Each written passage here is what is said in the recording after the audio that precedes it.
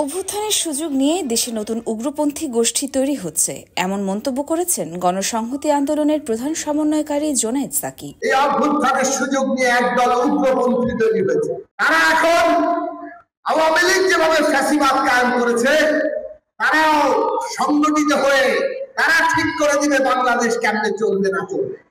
আইন কানুনের কোনো বলাই নাই। তারা ঠিক করবে কোনটা ধর্ম কোনটা অধর্ম। তারা যায় মাজারে হামলা করবে।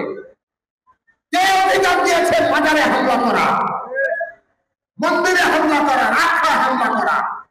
আপনার ধর্ম আপনি পালন করেন। বিচার কারটা সঠিক কারটা বেঠিক ওর জন্য উপরওয়ালা আছেন। আপনি বিচারেন ভার হাতে তুলে দিতে পারেন। রাষ্ট্রে আইন আছে, কানুন আছে।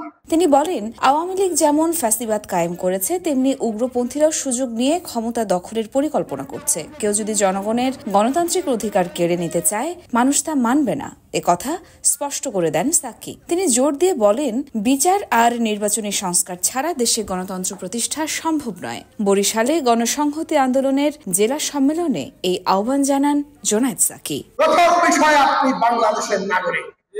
সেই নাগরিকদের বাংলাদেশ হবে, কারো অধিকার কেউ হরণ করতে পারবে না। বাংলাদেশে কেউ ভয়ের রাজত্ব কায়েম করতে পারবে না।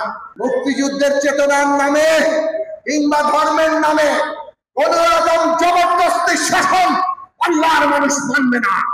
এই রাজনৈতিক শক্তি আমাদের গড়ে তোলা দরকার। সেই রকম বাংলাদেশ গড়ার দল গণসংহতি আন্দোলন, এই দল এগিয়ে যাবে। কোন শক্তি কোনোভাবে আমাদেরকে মাথা নত করাতে পারবে না।